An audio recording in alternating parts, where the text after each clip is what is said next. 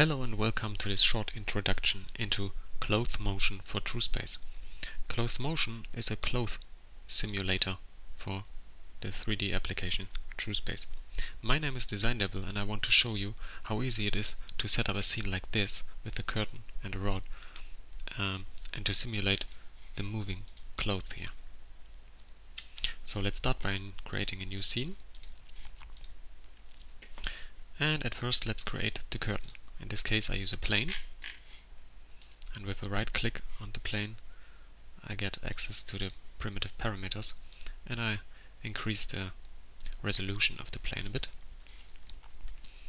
And now we adjust a bit the position and also the size of the curtain a bit. Let's turn this around. And now we need the curtain rod. In this case I use a cylinder.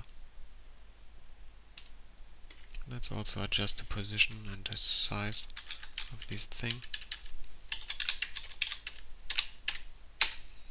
Now we go on to the side view and we adjust the position just a little bit. Okay. Now we need two objects more. In this case I use cones. One here, one here. This cone here is to tell clothmotion in which direction goes the gravity. Gravity normally goes downwards, so we have to rotate the cone so that the z-axis is facing downwards. And this cone here should tell clothmotion from which position comes the wind, or in which direction goes the wind. In this case, from behind the curtain, and we turn it just a bit so that it comes from here. The size in Z tells clothmotion the force of the influence,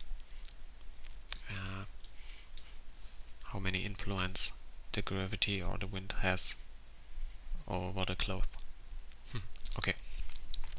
So we now have to tell clothmotion which one is which one. So now I have selected the cloth, and now we click under the dynamics page on the set button, also for the gravity and also for the wind. Now we have to fix the cloth onto this curtain rod. So we do this under the fix page. We have the curtain rod in this case selected, and we now click add, and adding this to the list here. Now we go to the side view to make a bit of adjustment. We now tell clothmotion which vertices from the cloth are connected to the object, to the cylinder.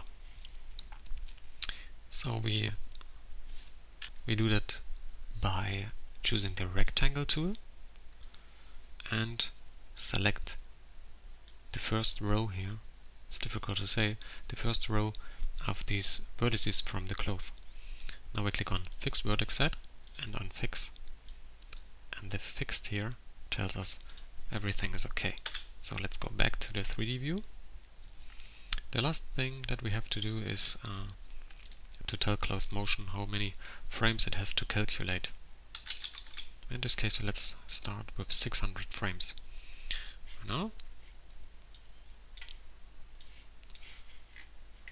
click on Start and we see how our curtain moves. The calculation of clothmotion is relatively fast, and we have to do this just one time. Now clothmotion has automatically set keyframes for us. That means we can switch back and press playback, and we see our animation is played back by TrueSpace. So we could now close the plugin window.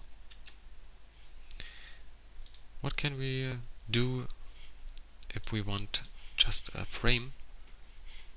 Maybe this frame here, where the object is in this position. If we normally save the animation at this time, as the word said, it is an animation.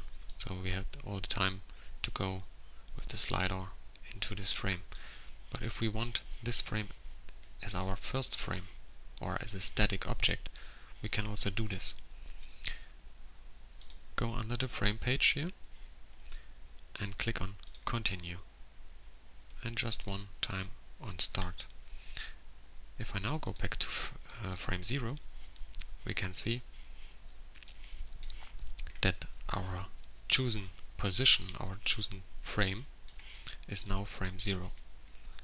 Now it is possible to save this object in this position as a static object. So I hope this helps a bit to get involved with clothmotion, and I hope I see you on my next tutorial. Bye.